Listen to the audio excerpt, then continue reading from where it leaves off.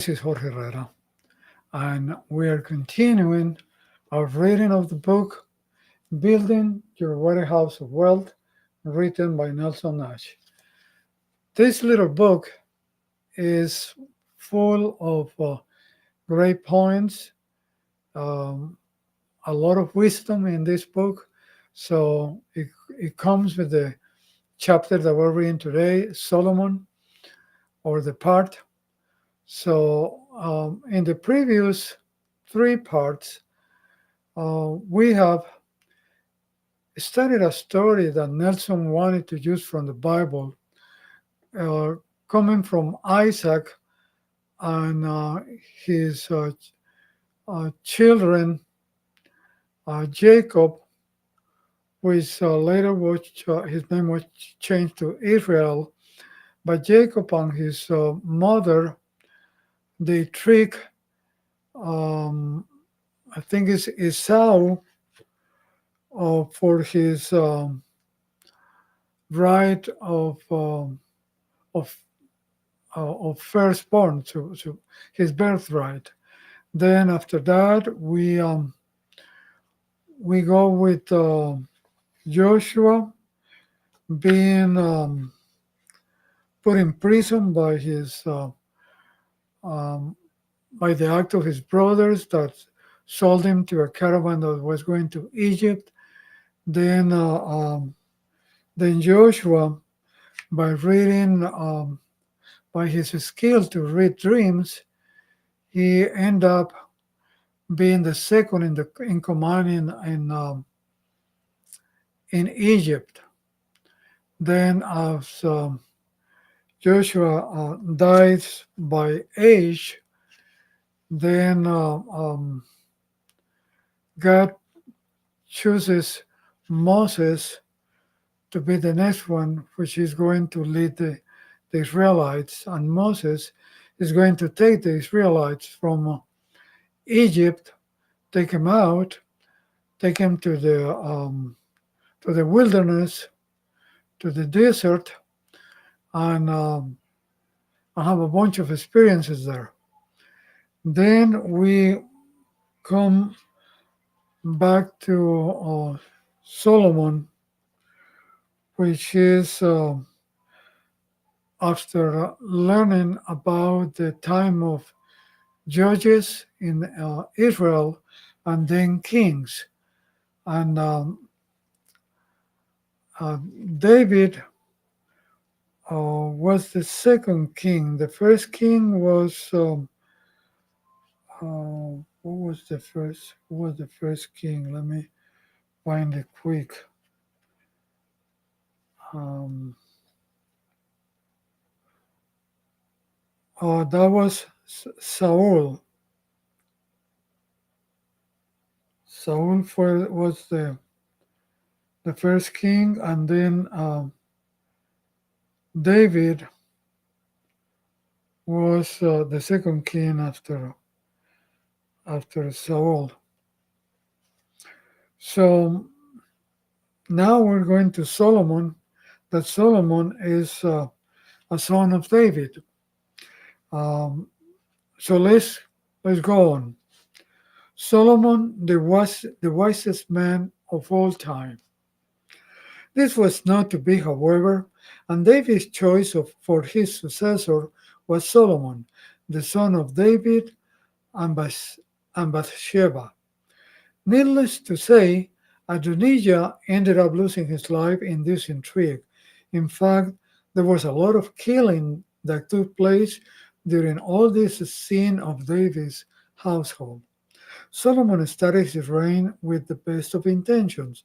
In 1 Kings he said, "Now, O Lord my God, you have made me your servant king in place of my father David, but I am only a little child and do not know how to carry out my duties. Your people, your servant is here among the people you have chosen, a great people, too numerous to count or number. So give your servant a discerning heart to govern your people and to distinguish between right and wrong. For who is able to govern this great people of yours? 1 Kings 3 7 to 10. In verses 11 and 12, so God said to him, since you have asked for this, and not for long life or wealth for yourself, nor have asked for the death of your enemies, but for justice, I will do what you have asked. I will give you a wise and discerning heart, so that there will never have been anyone like you, nor will there ever be. 1 Kings 3:11 to 12. Solomon was the wisest man of all time. But if the wisest man of all time could mess up as badly as he did, what hope do you and I have without God? How could Solomon be stupid enough to have 700 wives and 300 concubines? Just think of how many mothers in law goes through a situation like that. Also, many of those marriages were the result of alliances with other nations. History clearly shows the tragic results of such a course of action. At the very beginning of his reign, Solomon made an alliance with Pharaoh, king of Egypt, and married his daughter. As a side note, remember in the early years of our own country, George Washington, in his farewell address, warned against any entangling alliances with foreign nations. So did Jefferson and Madison. We seem to have forgotten the warnings, and we are reaping the consequences now. Then he proceeds to build this huge temple. The temple that King Solomon built for the Lord was 60 cubits long, 20 wide, and 30 high. According to my Bible, that would be 90 feet long, 30 feet wide, and 45 feet high. 1 Kings 6:37b. Solomon spent 7 years building the temple. For a complete account of what went into the temple and Solomon's palace, I urge you to read 1 Kings chapter 6 and 7. Next, he built his own palace. It took Solomon 13 years. However, to complete the construction of his palace, it was 100 cubits long, 50 wide, and 30 high. 1 Kings 7 112. 150 long, 75 feet wide, and 45 feet high. Note the comparison of the relative size and time that it took to build the two structures. Can you imagine the taxation required to build all this? I wonder why his palace was so much larger. Additionally, it was all done with slave labor. In 1 Kings 9:15 we read, here is the account of the forced labor King Solomon conscribed to build the Lord's temple, his own palace, the supporting terraces, the wall of Jerusalem, and Hazor, Megiddo, and Gezer. In verse 20 to 23, all the people left from the Amorites, Hittites, Perizzites, Hivites, and Jebusites. These people were not Israelites. That is, their descendants remaining in the land, whom the Israelites could not exterminate. These Solomon conscribed for his slave labor force, as it is to this day. But Solomon did not make slaves of any of the Israelites. They were his fighting men, his government officials, his officers, his captains, and the commanders of his chariots and charioteers. They were also the chief officials in charge of Solomon's projects. 550 officials supervising the men who did the work. 1 Kings 9:20 to 23. Bureaucracy never changes either, does it?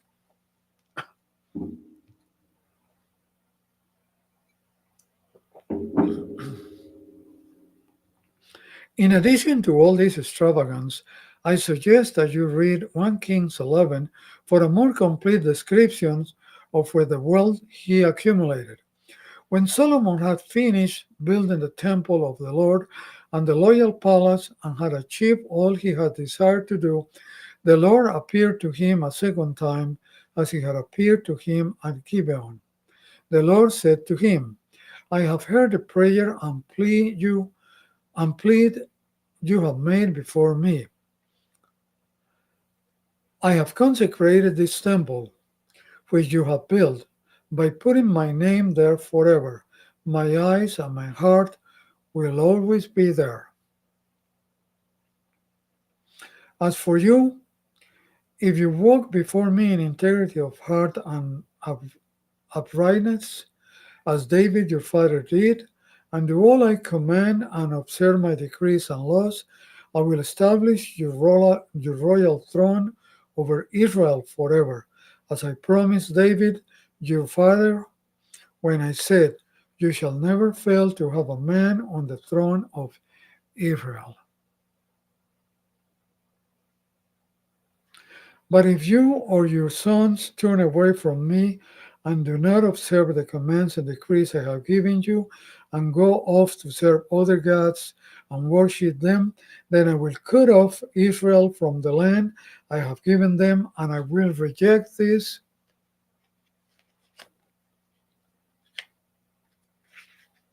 temple I have consecrated for my name. Israel will then become a byword and an object of ridicule among all peoples. And though this temple is now imposing, all who pass by will scoff and say, why has the Lord done such a thing to this land and to this temple? People will answer, because they have forsaken the Lord their God, who brought their fathers out of Egypt, and have embraced other gods, worshipping and serving them. This is why the Lord brought all this disaster on them. 1 Kings 9 1 to 9. But in 1 Kings 11 1 to 6, we read, King Solomon, however, loved many foreign women besides Pharaoh's daughter, Moab, Moabites, Ammonites, Edomites, Sidonians, and Hittites. They were from nations about which the Lord had told the Israelites, you must not intermarry with them, because they will surely turn your hearts after their gods. Nevertheless, Solomon held fast to them in love. He had 700 wives of royal birth and 300 concubines, and his wives led him astray. As Solomon grew old, his wives turned his heart after other gods, and his heart was not fully devoted to the Lord his God as the heart of David his father had been. He followed Ashtoreth, the goddess of the Sidonians, and Molech, the detestable god of the Ammonites. So Solomon did evil in the eyes of the Lord. He did not follow the Lord completely as David his father has done. 1 Kings 11 1 to 6. And in verses 9 to 13, the Lord became angry with Solomon because his heart had turned away from the Lord, the God of Israel, who had appeared to him twice. Although he had forbidden Solomon to follow other gods, Solomon did not keep the Lord's command. So the Lord said to Solomon, since this is your attitude, and you have not kept my covenant and my decrees, which I commanded you, I will most certainly tear the kingdom away from you and give it to one of your subordinates. Nevertheless, for the sake for the sake of David your father, I will not do it during your lifetime. I will tear it out of the hand of your son. Yet I will not tear the whole kingdom from him, but will give him one tribe for the sake of David my servant, and for the sake of Jerusalem, which I have chosen. 1 Kings 11 9 to 13. And so Solomon sealed his fate. After his death, his son Rehoboam became king, or Rehoboam became king. And the whole assembly of Israel went to Rehoboam and said to him, your father put a heavy yoke taxes on us, But now lighten the harsh labor and the heavy yoke he put on us, and we will serve you. Rehoboam answered, Go away for 3 days and then come back to me. So the people went away. Then King Rehoboam consulted the elders who have served his father Solomon during his lifetime. How would you advise me to answer these people? He asked. They replied, If today you will be a servant to these people and serve them and give them a favorable answer, they will always be your servants. But Rehoboam rejected the advice the elders gave him. He wanted power and consulted the young men who had grown up with him and were serving him. He asked them, What is your advice? How should we answer these people who say to me, Lighten the yoke, reduce taxes, the lighten the yoke your father put on us? Taxes, taxes, taxes. The young men who had grown with him replied, Tell these people, my little finger is thicker than my father's waist. My father laid on you a heavy yoke. I will make it even heavier. My father scourged you with whips. I will scourge you with scorpions. 1 Kings 12:10-11. So this was the course of action by Rehoboam, even heavier tax action. Guess what? This results in the division of the kingdom. 10 tribes become the northern kingdom under the rule of Jeroboam, who was one of Solomon's officials many years prior, thus fulfilling the promise God made earlier, 3 paragraphs above.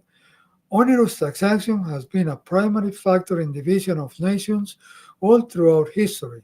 I'm sure it was so in this case too.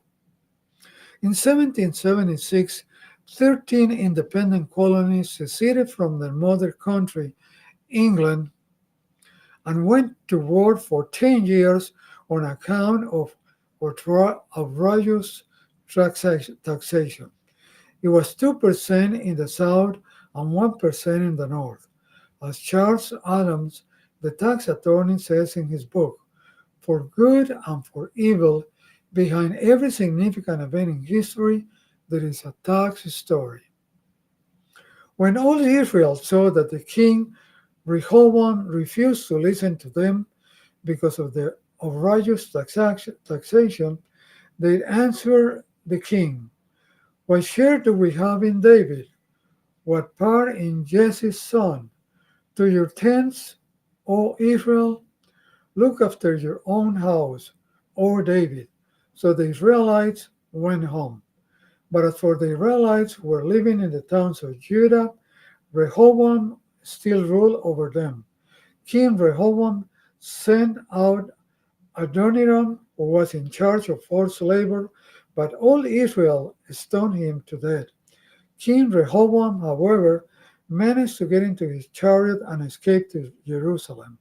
So Israel has been in rebellion against the house of David to this day. 1 Kings 12:16-19. King Jeroboam had problems with his thought processes almost immediately.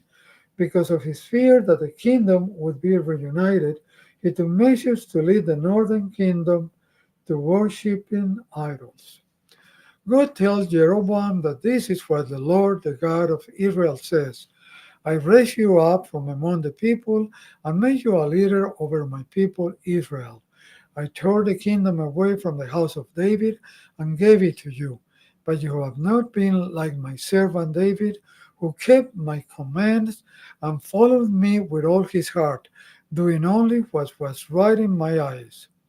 You have done more evil than all who lived before you. You have made for yourself other gods, idols made of metal. You have provoked me to anger and thrust me behind your back. Because of this, I am going to bring disaster on the house of Jeroboam. I will cut off from Jeroboam every last male in Israel, slave or free. I will burn up the house of Jeroboam as one burns dung until it's all gone. 1 Kings 14, 7 to 11. So Jeroboam's kingdom only lasted 22 years. Judah, under King Rehoboam, was no better. They did evil in the sight of the Lord, and his kingdom only lasted 70 years. There was continual warfare between the two kingdoms during the reigns. Thereafter, there was a succession of kings and a continuous downward spiral of evil.